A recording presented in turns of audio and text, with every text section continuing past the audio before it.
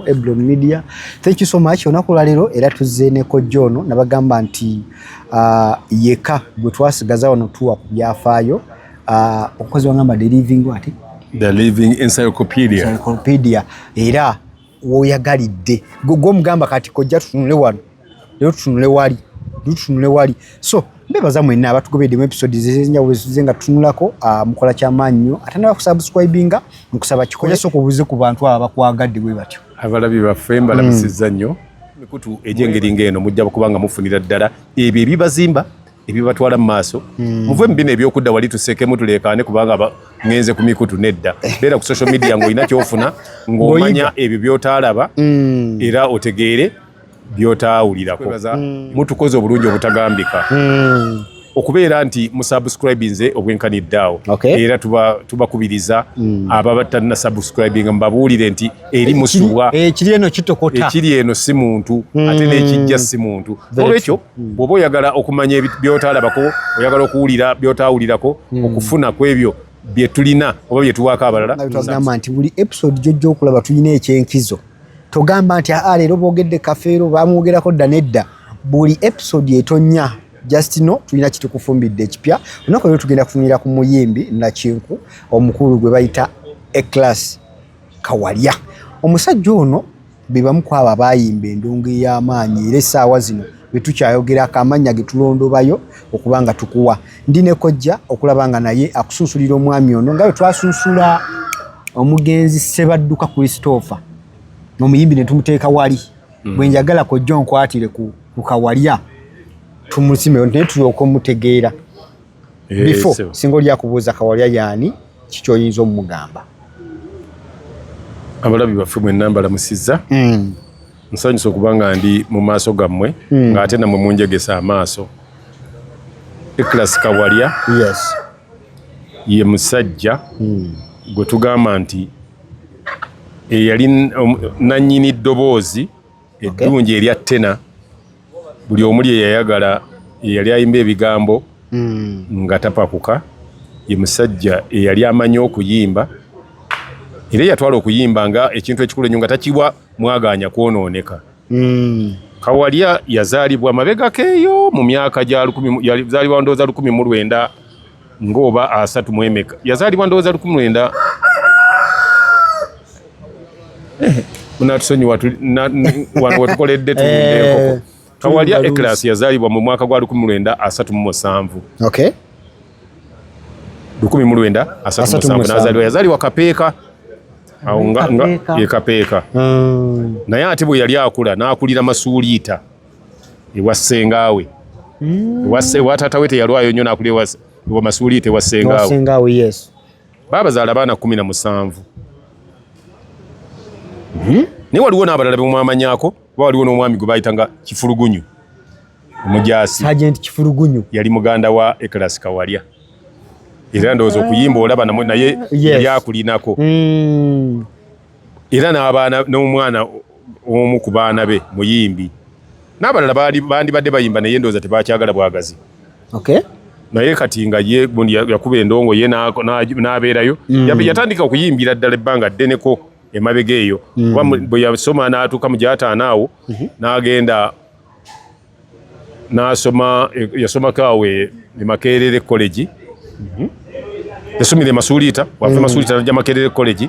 wava Makerere College n'agenda e Kyambogo era yali musajja inginiya A-Class Kawalya yali musajja muyivu bw'aba ali egindi Kyambogo ng'olekyandoza yali ekyali Kyambogo College Polytechnic by then ng'eyigiriza byamki bya mikono Kyambogo Technical yali Kyambogo Technical yasomera kati n'afuna omwami Israeli Magembe ng'amuwulira mu festivals z'abaana nga yali ayimbayimba n'amukwatako n'omulala bamuyitanga Kaate n'abakwatako n'abatendeka mu music n'atambulira ddala gundi n'atandika okuyimba olwo Israeli Magembe aguddewo bandi bagitanga City 6 band yaggulawo ne batandika okuyimba ne bayimba era bayimbira ddala ebbanga eryawerako ng'olwo State 6 band eyo yali ekubira wano gindi maama enaakulabye edda bwe maagijjaawo State 6 band eyo nga awo yakubiranga nga bayitawo mu Kiggunda kati bwe kyamala okuba Ekiggunda olw'engeri gye bakubangamu music nga Ggunda Bugunzi ne batumawo Kiggunda naye ekifo omusajja bamuyitanga Mwami Mayanja n'agulawo awo wali Kiggunda bwe yakigula n'akifuula n'agituuma Suzana era n'agikola nga Night Club ennungi ennyo era yali nga wansi yonna fulowa yayo erimu ndabirwamu Suzana Night Club bw'amala ogifuula Suzana ennaku zino mpozi mwabali eyo kambalagire awali ebitaala by'ennaakula ennaku zino bw'oba okutterweho Hoima nga lutunuddeko mwoba otunudde kyekizimbe ekyawalira Bamba awalira Bamba ye yali Suzana Night Club bakuba music mujyenkaaga ne bayingira music n'atabuka era mu 1960 yali 68 yakuba oluyimba baluyita yasooka n'akuba oluyimba lwe yasookerako baluyitanga Kasolo Muje Akasolo Muje mu 1965 era oluyimba olwo Kasolo Muje lwamuyamba nnyo okutambula kubanga omanyi okuluyimba yali abadde amaze emyaka giri emabega okuyiga okutandika okuba nti agenda mu bandi ng'abaakinga Eri Wamala Evergreen ono yalinga amubakinga mu nnyimba ze Eri Wamala we yayimbira zinnabutono ng'ono Class Kawalya yamubakinga n'afulumya oluyimba lwe olwo Kasolo Muje mu 1965 naye ng'alina lwe baakuba nga baleese gavumenti ya Uganda yasalawo okuleeta ekyennyanja kye bayita empuuta bwekireeta Minister of Animal Husband Games and Fisheries neeteekawo ekirabo bwe yakiteekawo ne balagamba omuntu anaayagazisa abantu okulya empuuta bw'atyo Eclas Kawalya n'ayiya oluyimba empuuta ewooma tulina bye tulya waliwo empuuta mu byennyanja tulina empuuta ewooma so empuuta bagiyita gye bayita abatagimanyi yeyitibwa Nile Perch empuuta kawoomera empuuta kawoomera osobola ogenda twagamba ennyumba tetujja zikuba wano ennyumba tetujja zikuba kubanga waliwo amateeka agafu n'ogenda n'onoonya oluyimba luyitibwa empuuta kawoomera lwo yalukuba mu 1960 nga wayiseewo emyaka 2 nga tumaze okufuna independence baleekawo kampeyini y'okuba nti empuuta abantu baleme kumala ngege muki bazireeta baleme kumala ngege mu nnyanja nga balowooza ziyinza okuggwamu ne baleeta empuuta ate bwe baleeta empuuta ate empuuta ne ziri engege okusinga n'abantu wadde ng'ate n'empuuta mukuzaala yazaala nnyo kye bali bajja okutaasa ate zo zitaga ati tujja buungu naye ate ne wabula lwakuba nti ekimpozi ekiyamba nti omanyi empuuta ate yo bw'eba mu mazzi nga mu Victoria bw'eba ezaala ate ebeera eri wakati mu mazzi amawanvu kati ate engege zo zibeera eno mu maambi kati ekyaziwonya ne ziddukira eno ebbali ne zivaayo mu mazzi amawanvu kyova olaba nti kati engege zikyaliwo gundi yatandika okuyimbira ddala music n'agenda mu maaso n'afulumya oluyimba olwo lwebayita empuuta mu mwaka gwa 65 n'afulumya Kasolo Muje mbakulayiniza Kasolo Muje kojja sijja oluyimba luyitibwa Kasolo Muje ndumanyi naye nange engeri gye yaluyimbamu yaluyimba nga lwa kinnansi bwe lutyo ng'owulira ng'olwekinnansi naye ng'ate lwa bidongo ojja ddufunaawo kati mu 1968 abasajja mu Uganda mwalimu eddiini zaali 3 mwalimu abasiraamu abakatoliki ne ba Anglican kati wajjawo eddiini Orthodox nabo bajja watongozebwawo eddiini ey'okutaano babayitibwa Mungu Mwema oba bayite ba gospel abayita ba gospel bazimba ekkanisa yaabwe yasooka awo ku bitaala by'e Makerere bazimba ekkanisa eyo banoonya anaagikolera akalango etambula abantu bagitegeere batandika okusaba era balonda Ekeras Kawalya n'awangula biidi ne bamuwa omulimu gwa kuyiya luyimba n'aluyimba oluyimba waliwo ekkanisa ey'e Makerere eri ekkanisa nnungi Magero obanga ogenda n'osoma wali abalema bawona okufa waliwo omulema gwe nalabako kati bw'akaada naawe onyumirwa luyimba olwo baguyita gugudde oluyimba baluyita gugudde omugugu gw'ebibi gugudde jangu naawe n'ogulweta bwati ne balutambula oja wane wali Saazo TV ya gugudde weeri eyo bejjukiza oluyimba gudi lwe yayimba era bwe lwali luyigamba wali bagamba ekigudde omugugu ogw'ebibi gugudde Yesu kazze omugugu gukoze eki era bwe yayimba oluyimba yali ambuuza gugudde baali bategeeza ba omugugu gugudde nga bw'owulira oli fire oba bisuule bizaayo kakati abagugudde aba management bamuwa basalawo bamukolera ekyamagero ne bamugulira epikipiki ey'ekika kya Rambuleta. Rambuleta abatagimanyi kiba kika kya pikipiki efaanana nga Pasola oba efaanana nga Vespa naye nga kino ekintu ky'emabega kino okubeera omutto gw'emabega kwe batuula kiba kiwanvuko okusinga ku kya Vespa. Bwe yayimba yagenda yalikodinga nnyonnyola tumanyi meeti nze mbadde sinnyonnyola mu abamanyi nze nnyonnyola muntu amanye kyenjogerako kati oluyimba olwo yalurikodingira Nairobi era mu kurikodinga yalikodingira ku lebo bagiyitanga Gramophone Audio Music. Oje ebiseera nga bakyagenda Nairobi era nga bw'oba oli recordinga ng'ogenda Nairobi gye yalulikodingira oluyimba bagiyita African Gramophone Stores ye lebo gye yaluteekako EGS era oluyimba olwo bw'onaaba olusanze ku mayinja luli ku lebo EGS African Gramophone Stores. Kati n'agenda ng'akuba ennyimba n'addayo mu 1900 bw'akuba mu 68 n'akuba oyo gugudde yaddamu okkuba oluyimba nga waliwo oluyimba lwe yakubaawo Ssekabaka Muteesa ng'afudde n'ayimbayo n'olulala lwamutta nzalira ddala saamulaba yali yeekwese lwamutta nzalira ddala saamulaba yali yeekwese olwo nalwo n'akuba ennyimba nyingi n'akuba gyobeera neesulira wano Kololo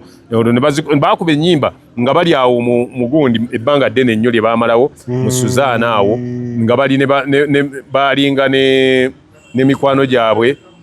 omwali n'omukyala waliwo omukyala gwe bayimbanga naye maama bamuyitanga Mary Nattima gwe yayimbanga naye n'ayimba ne Bakyalisi Sonko ne bajjaawo ne bamwegattako ne bayimbako awo nabo oluvannyuma ne yeegattibwako ba Kyambadde ne yeegattibwako ba Fred Sempasa ne yeegattibwako bagattako ne Bahadija Namale olwo baali bagenda ebweru nga bagenda okugira baali bakoze olugundi awo nga bagiyita Lwenzooli eri 6 gundi bagivuddemu olwo batambulanga bakolako ne top 10 band era Ekeras Kawalya n'afa mu mwaka gwali 1987 ndowooza oba gwali mwezi oba gwakusatu n'afa n'aziikibwa naye nga yakuba ennyimba kaŋŋende Dar es Salaam jabeera Maguleti kaŋŋendere mu visiteni baŋŋamba tibasekoya nnyo bw'oyimba akafuleyo ŋŋende baba eyo takisi sigirinye bw'ati bwe yali ayimba ayina engeri gyali azingangamu ebigambo biringe nga n'ayimba n'okuyimba n'akuba nnyimba nga Lydia n'akuba neberere eno Kololo n'akuba ennyimba nga gumba baluyitanga jangu baluyita mama erinnya ndyerabidde Ekilas Kawalya naye yafiira ku myaka ng'emeka nga 5 mu yali mu 50 yali nga 5 mu 8 5 mu 8 around there okay yafiira naye nga yafa twamala nakukola show ne muwala we yagirimko yayimba ono Joanita egindi awo yakolebwa mu Blue Star webwayisa awali flyover awo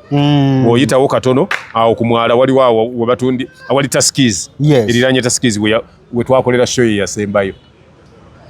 era ku olwo n'Afrigo yaliwo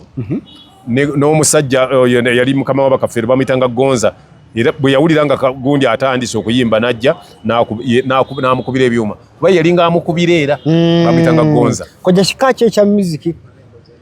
kuba ngamba mulimu abayimbanga bandi waliwo abayimba kadongo kamu ono ye yali tayimba kadongo kamu yali ayimba bandi music agwa mu lubulu lw'abagundi lw'Abafrigo era yagamba bwe yagira y'omu ku batandika bandi bagiyitanga oyo yennyini era Ekilas Kawalya yatandikawo studio gye bayitanga Lwenzori studio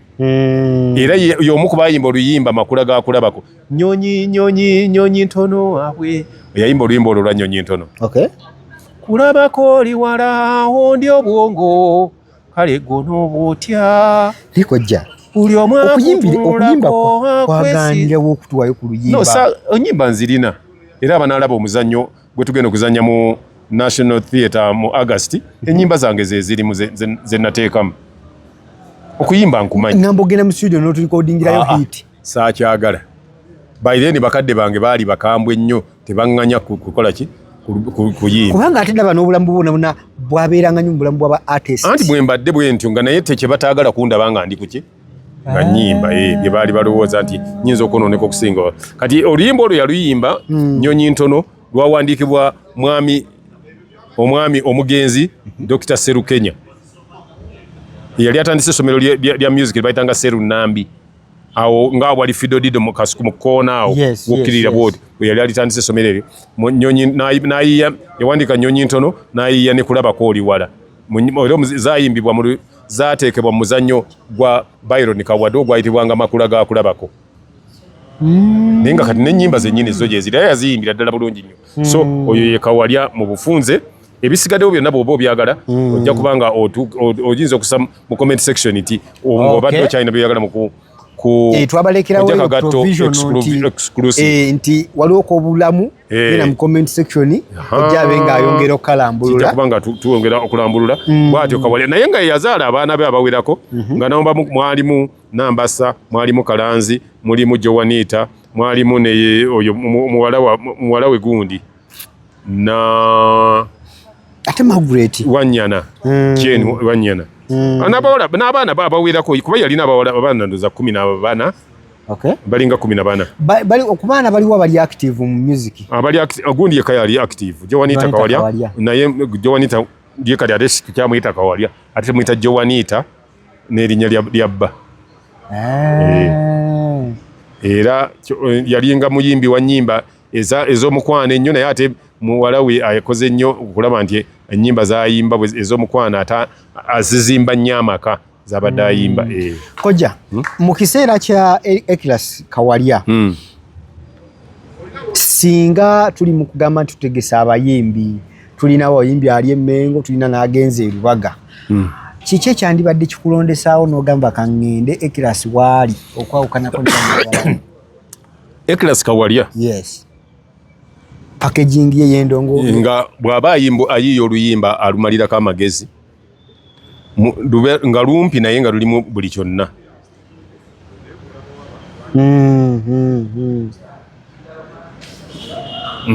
nga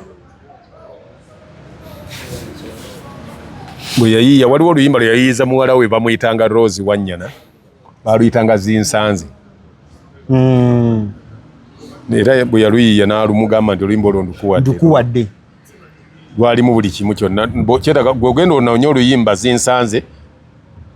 yali duet baluyimba balina gwe yaluyimba naye oli omukyala gwe Naggambye gwe yaluyimba naye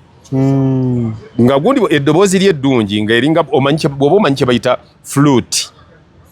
eddoboozi lya Eklas Kawalya nga bw'ayimba owulirira ddala nti omuntu ayimbye alina eggono, nti ono ayimbye ye Eklas nga bw'ayimba owulirira ddala eddoboozi ery'eggono esseeneekerevu era eddoboozi erikwagazisa okuwulira music mu ngeri yonna. Regime ye yerimu ba Sebadduka ne Dani Mugula atuuka yeeyo. Dani Mugula naye awo yali atandikiriza Fred Sebata mwana muto. Bano bajjujuzi wano. Fred Sebata ze mu 1908. Okay. Nga bali bamaliriza nakwe kati oli yafa mukawungezi kaabwe. Fred Sebata kati atirwa kubali Katonda yabayamba ate ne batandika okuyimba ne bagenda ne eri wamalanga waali n'agenda nabo. Naye nga ebiseera ebyo mwalimu bakyaba gundi Birigwa eri Wamala, mwalimu Frida Sonko, Charles Sonko, Hadija Namale, mwabeerangamu Charles Kana byate wajjo wano. Walimu Kyambadde, mwalimu Fred Kigozi, Fred Kanyike, mwalimu Afrigo bagundi ba Sewava, mwabeerangamu gundi Gita, Jesse Kasirivu, ba Moses Matovu, Fred Sechanzi, ne bayimbi abaaliwo ebiseera ebaali mu myaka egyo ne ba Bongole ne ba Alex Mukulu. Kubona Alex Mukulu naye era wa biseera ebyo. Kojja mu bayimbi bonna oba abantu bonna oyina those unique factors zontunuulira ku bo. Omwami ono nga bwe waŋŋamba mukwano gwaffe Matiya Kakumirizi bwe yateekawo kiri ekyokuyimba ng'ate bwakola ki? Ono bikodi ki gy'alina okwawukanako ne banne ye nga ye? Nti yali mwangu nnyo okugamba ye muntu gw'ogamba mu ddakiika 10 nti njagala kino n'akikuwa. Kuba yali aba Blenders Uganda Tea yalinga ekulemberwa kampuni eyakolanga amajaani ga Uganda Tea Authority. Yali eyagala akalango k'amajaani n'akuba akalango kaali nga katono nnyo naye nga kalimu wona wano mu Uganda chai kyekyokunywa kirungi mu kukola chai mu makago chai buli wamu ogenda funa emirungi ebiri mu chai fwe kulwaffe mwe kulwammwe byonna nga akugamba chai naye nga kaali brief. Yes. Nga ate ofuna eggono mu melody yonna gy'oba oyagala mukakkamu muntu mulamu. Kati kyali asinza abantu abalala nga si wakasunguyira nti era tewali wayinza kugamba nti yayombako naye mu music bamala mu music. So kitegeeza nti kyeyali akola yali akyekakasa era yali muntu mulungi. Koja wafunako okubeerako naye nga bwe waŋŋamba ku kasozi okulikodingako naye oba okugula ennyumba? Nabeerako ku show gye baali bakola olw'okuba abasinga twali tumanyiganye. Naye nga mubeera awo era naye nga musirise mulungi. Kujjako nga waliwo ensonga ki erina gy'olina gy'omugamba n'abaako kyayanukula naye nga si mwogezi. Ng'era bw'olaba Moses Matovu, mubeera ne Moses Matovu ne mugenda naye n'ogeerawo nga muli ba mukwano n'ogenda ne mubuuzaganya. Alina okuba yakuyisibwa ejjango ndabe mumala okunyumya okubuuzaganya ne mubeerawo nga muli basanyufu naye nga temunyumya. Ati be bantu era abayimbi abasinze okuyimba obulungi bonna ezo embeera zaabwe. Ne mukwano gwaffe oli gwe waŋŋamba Misiswera, ate oyo ye muzibu nnyo abatategeera Misiswera era mbasaase era ngwawulidde kye nakugambye nti bwe munaaba temumukutte bulungi temujja musobola. Misiswera ye muntu gwe otwala wali ugamba nti temulinaawo ndongo etukulakulako n'akikubuuza bw'otaleta kintu kiddugala muleese zino eno. Kati Misiswera tasobola kugenda ku show agamba nti mukubeemu tulabe ebyo tabikola. Abo bagambe baveeyo nina abanga abanankubira atambula nabo. Gundi genda okuba ejjaazi Katende, genda okuba eŋŋoma ye nakwata lezimu. Ninako kasitole kojja kenagwako awo yagobako obukadde 10 ngojje n'omunya muyita okuyimba amuyita lwakubiri nga kuyimba lwa mukaaga takola ebyo tagwira kintu misusera ye muntu bw'oba oyagala kukolera ekintu omuzimba buzimbi ng'avugenda okufumba omugaati kandi eŋŋaano nosaamu baking powder n'olindako nosaamu yeast. Si kumugwira. Bw'omugwira akugamba nti nze bintu byenkola simalaga bipapiira munnange. Njagala neteekateeka n'obwongo ne mbuwa ekyokukola. Ne mala ofumba bye naakola. Naye ndowooza genda olabe abanaasobola okukola ekyo gye bali. Abaana gye bali. Nze siriiwo. Kitwale nti tondabye. Kati bw'oliba olulala onjagala oŋŋamba ati kale ebulayooko ewiiki ebbiri ekitono nange neteekateeka ulidde munnange naye nga nsanyuse nnyo okukulaba sente zeyanziza naye mbadde nsaagadde kubanga ndizirina mu bwetaavu n'ogenda nazo. Kojja Ekirasi Kawalya ono mu biseera bye yayimbirako which achievement zetusobola otunulako ezikyasobola oba nga zimukuuma n'ekisaazo nga tuzogerako okubeera ku bintu ebyenjawulo bye yakola okuzimba endongo tofali yagatta ku ndongo ekyo kyokka kimala okuba nti yateekawo yeerabiza bannayuganda nti abakongo be balina amaloboozi amalungi.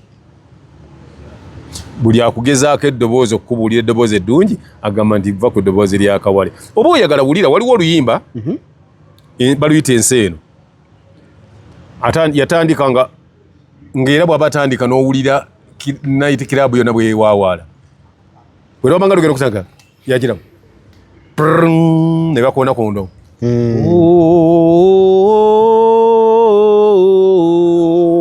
Enseeno Enseeno lwakyenumya lwakyembonyabonya n'empisa etinze lwakyenumya lwakyembonyabonya n'empisa etinze. Oye Kawalya ojja kugenda oluyimba kwe luli ojja ddunonyaako nandibadde gono nga tapakuka ng'era mukkakkamu. Kojja ababi bano osobola bawula otya erinnya lya Ekirasi Kawalya ne Eri Wamala? Ate kati omaze okugaawula oli omuyise Ekirasi Kawalya ono omuyise Eri Wamala oba ogaawudde mu musiki waabwe kyosooka okumanya nti Eri Wamala ye yali omukulu yali mukulu kwani ku Kawalya. Eri Wamala yali wamalala nnyo. Eri Wamala ye yayigiriza gundi yayigiriza Ekirasi okuyimba kubanga Ekirasi Kawalya yali abaakinga Eri Wamala. Ekirasi Kawalya yali atandika okuyimba nga Wamala yali kodinga dda kuba Wamala ye muyimbi eyali sooka okulikodinga ennyimba ku jjinja mu Uganda. Nawuliddeyo yabadde awo abantu yabawadde information nfu nti Peterson Tusuubira Mutebi ye yasooka okulikodinga amayinja. Peterson Tusuubira Mutebi yatandika okuyimba mu myaka gya 7 nga bali batandika mu 1905. Bajjajjaffe Ssebadduka nga batandika dda. Era gundi yali recording oluyimba olusooka ndoza mu 1900 yali 5 mu oba 5 mu 2 mwami